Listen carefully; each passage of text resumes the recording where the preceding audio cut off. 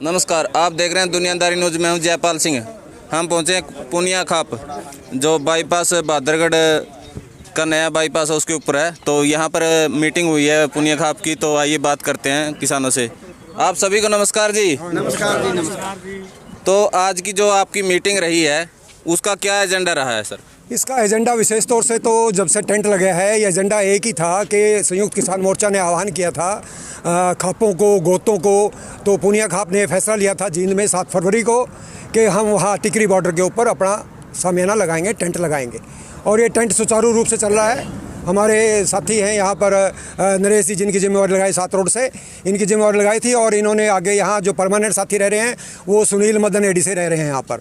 और लगातार सेगा गांव से, मदन एडी से और दूसरे मकड़ोली से, ये समचाना गांव है यहाँ से भी, और कई गाँव से लोग आ रहे हैं। और जैसे जैसे फसल की कटाई शुरू हुई तो यहाँ पर संख्या कम होने की वजह से हमने आज ये मीटिंग रखी थी।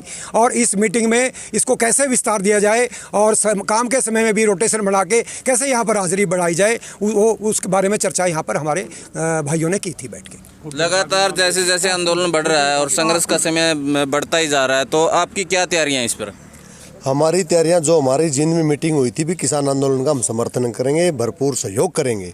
उसी एजेंडे को लेकर आज हमने ये बताया। हमारे विधायक जी हैं सुबेश सिंह पुनिया जी, हमारे अंकल जी, हमने यहाँ कुछ कमजोरी लगी भाई हमारी हाजिरी की, इसके लेकर के हमें कैसे रोटेशन बढ़ाना है भाई, कैसे बढ़ाना है, इसको और मजबूत करने के लिए आज हमारा ये मुख्य एजेंडा था। और आगे ऐसे ही कारवां चलता रहेगा और तादाद बढ़ती रहेगी। तो युवा वर्ग भी काफ़ी बढ़ चढ़कर भाग ले रहा है, उस पर आप क्या कहेंगे? हमारा युवा वर्ग भी बहुत ज़्यादा बढ़ चढ़कर भाग ले रहा है। ये आपकी बात बिल्कुल सही है। और जब तक ये आंदोलन चलेगा, किसान जब तक ये आंदोलन चलाएंगे, तब तक हमारे युवा, पुनिया खाप के हमारे जो युवा हैं, पूरा का पूरा साथ देंगे। तो आप लगातार यहाँ डटे हुए हैं, तो कभी ऐसा भी हुआ है कोई किसानों के बीच कोई कोरोना का केस आया? नहीं जी, यहाँ कोई कोरोना नहीं है। और इस जो सरकार है, इस भ्रष्ट सरकार ने ये एक मतलब कलंकित कर रहे हैं किसानों के प्रति कि ये आतंकवादी हैं, खालिस्तानी हैं, कोरोना है। यहाँ ऐसा कुछ नहीं है, सब भाईचारा है, सब किसान बैठा है और बढ़िया अच्छी तादाद में सहयोग मिल रहा है। तो जब कोरोना की बात होती है तो जैसे बंगाल में रैलियाँ हो रही हैं, बड़ी बड़ी रैलियाँ होती हैं, अमित शाह और मोदी जी जाते हैं, तो वहाँ कोरोना छुट्टी पे है? उन्होंने तो जी कोरोना को अपना स्टूडेंट बना रखा है जी। जब चाहते हैं उसको क्लास में बुला लेते हैं और जब चाहते हैं उसकी छुट्टी कर देते हैं। जब उनको ज़रूरत पड़ती है तो कह देते हैं कि आ जा भाई कोरोना, और जब ज़रूरत नहीं पड़ती तब उसकी छुट्टी कर देते हैं। इसी प्रकार से उन्होंने स्कूलों का हल कर रखा है। जब ज़रूरत पड़ती है तो खोल देते हैं और जब ज़रूरत पड़ती है तो बंद कर देते हैं। मैं सरकार को बता देना चाहता हूँ कि सरकार, अब हमारे मनोहर लाल खट्टर जी ने बयान दिया कि भाई किसानों को 2 बार आराम से समझाएंगे और तीसरी बार ना पुलिस फोर्स के बल पर बॉर्डरों को खाली करवा दिया जाएगा। लेकिन बता दें, खाली करवाना कोई बालाजी का खाड़ा नहीं है। यहाँ पर किसान अपनी उसकी लड़ाई लड़ रहे हैं, ज़मीर की लड़ाई लड़ रहे हैं, खेत और खलिहान की लड़ाई लड़ रहे हैं। यहाँ पर मर जाएंगे, मिट जाएंगे, लेकिन बॉर्डर खाली नहीं होगा। अगर ये इसमें शंका लगती है खट्टर जी को तो एक बार प्रयत्न करके देख लें। बता दें कि अगर एक किसान को भी लाठी लगी ना तो एक एमएलए भी नहीं बचेगा। एक एमएलए भी घर में घुसकर उनको दंडित करने का कार्य करेंगे, और प्रचार करने की बात तो बहुत दूर की बात है। विधायक जी से एक प्रश्न पूछना चाहूँगा। जो हरियाणा सरकार है वो 450 नए ठेके खोलने जा रही है और 1057 स्कूल उन्होंने बंद कर दिए, ये कौन सा विकास है? विकास नहीं है, ये सोच रहे हैं कि हमारा आमदनी कैसे बढ़े। आमदनी बढ़ाने के लिए कर रहे हैं, लेकिन आमदनी और तरीके से कितना बढ़ रहा है। खाद महंगी कर दी किसान की, किसान का डीजल महंगा कर दिया, पेट्रोल महंगा कर दिया, पैसा ले रहे हैं। किसान की आमदनी दुगनी करने के लिए था वो। किसान की आमदनी दुगनी नहीं हो रही है, किसान की आमदनी तो और ज़्यादा घट रही है। इनपुट्स का रेट बढ़ा दिया और आउटपुट का रेट नहीं बढ़ाया, तो पैदावार का तो कोई रेट नहीं बढ़ रहा। बार बार 5 साल से सरकार कह रही है 2022 तक किसान की आमदनी दुगनी कर देंगे। दुगनी आमदनी तो 2 तरीक़ों से हो सकती है, या तो भाव दुगना हो जाए या प्रति एकड़ उपज दुगनी हो जाए।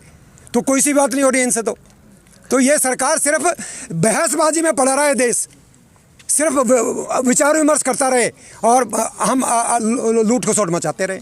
भाई साहब, आपका जो क्वेश्चन आया स्कूलों को बंद करने का, भाई साहब इसके प्रति ना बहुत बड़ा षड्यंत्र चल रहा है स्कूलों को बंद करने के पीछे। क्या षड्यंत्र है बताइए हमारे दर्शकों को। क्योंकि सरकारी स्कूलों में गरीब लोगों के बच्चे पढ़ते हैं, किसानों के बच्चे पढ़ते हैं, मजदूरों के बच्चे पढ़ते हैं। ये सरकार चाहती है कि इनके बच्चे अनपढ़ रहें, और अनपढ़ रहेंगे तो क्योंकि शिक्षा जागृति लाती है, जागरूकता लाती है, तो हमारे बच्चे जागरूक नहीं हो पाएंगे। आने वाली पीढ़ियां इनके शोषण के प्रति आवाज नहीं उठा पाएंगी, और ये चाहते हैं कि हमें गुलाम बना ले और इनका राज हमेशा ही रहे। क्योंकि अगर पढ़े लिखे नौजवान आगे नहीं आएंगे तो हमेशा इनका राज रहेगा, कोई आवाज नहीं उठाएगा। क्योंकि इन्होंने देख लिया कि किसानों ने आज आवाज उठाई है, ये आगे आवाज ना उठा सके, इसलिए इनको अनपढ़ रख दिया जाए। तो सरकारी स्कूलों को बंद कर दिया, और बंद करके हमारे बच्चे सोच रहे हैं कि अनपढ़ रहेंगे। अनपढ़ता नहीं रहने देंगे, ये सरकार को गुलामी नहीं लाने देंगे। ये जो गुलामी की जंजीरें में जकड़ना चाहते हैं, बता दें कि इन जंजीरों को तोड़कर इस संसार में जागृति लेकर आएगा ये किसान जी।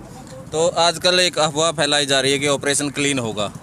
कुछ भी नहीं होगा। हम युवा ज़्यादा से ज़्यादा आएंगे, हम बढ़ चढ़ कर ज़्यादा से ज़्यादा आह्वान करेंगे भाई। गांव से जो गरीब हमें भाई, खेती हमारी फसल का काम हो गया, 2-4 दिन में हो जाएगा, वो छोड़ दिया हमने 2-4, ये बाकी यहाँ रहेंगे, हम देखेंगे हम कौन आएगा। तो मोर्चा ले रहे हैं पूरा। तो यहाँ पर पूनिया खाप की तरफ से जैसे शुरू से ही लंगर चलाया जा रहा है, सेवा की जा रही है, तो आप यहाँ जो आसपास गरीब लोग हैं उनको भी खाना खिलाते हैं, तो ये एक अच्छा संदेश है, और फिर भी आपको आतंकवादी कहा जाता है। ये मैंने पहले बोला था, ये भ्रष्ट सरकार है, इसकी नीयत और बिल्कुल भी साफ नहीं है। नहीं, ठीक आपके है, भंडारे में भंडारा लोग खाना खाते हैं ना? भंडारा मेरा कंटिन्यू चल रहा है जी। और एक मतलब वीक में एक बार जलेबी और कंटिन्यू दाल रोटी चलती है।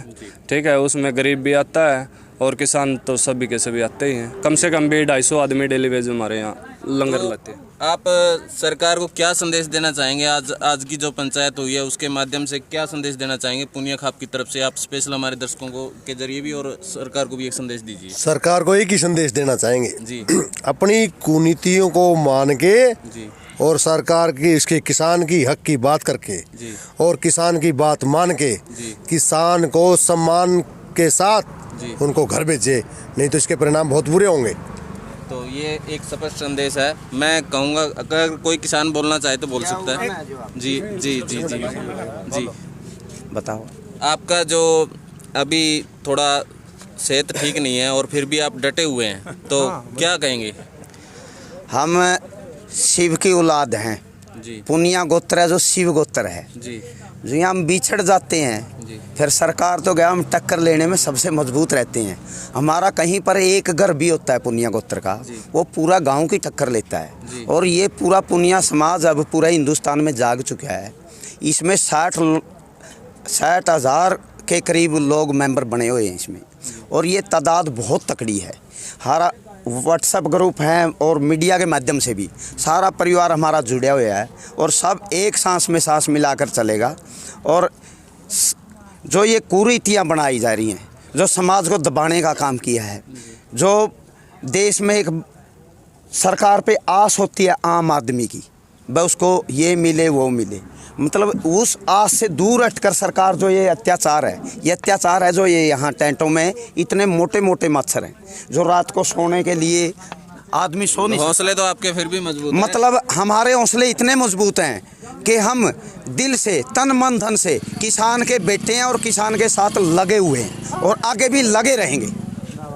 तो युवा जो अपने तन मन धन से और बुजुर्गों के आशीर्वाद से यहाँ पर एक जो संस्कृति देखी जा रही है, जो पुनिया खाप का जो शुरू से ही एक शेड्यूल रहा है, उसके तहत जो बुजुर्ग फैसला लेते हैं और युवा उसका समर्थन करते हैं, वो झलक आज यहाँ पर हरियाणा की संस्कृति को आपको देखने को यहाँ मिल रही है। सभी बुजुर्ग और युवा एक साथ एक मीटिंग में एक अच्छा फैसला लेते हैं और सरकार से लगातार संघर्ष करने के लिए जो यहाँ पर रणनीति बनाई जाती है उसको फॉलो करेंगे। तो अगर आपको यह वीडियो अच्छा लगा तो आप इसको शेयर कीजिए, हमारे चैनल को सब्सक्राइब कीजिए। पुनिया एकता जिंदाबाद, जिंदाबाद जिंदाबाद, किसान एकता जिंदाबाद।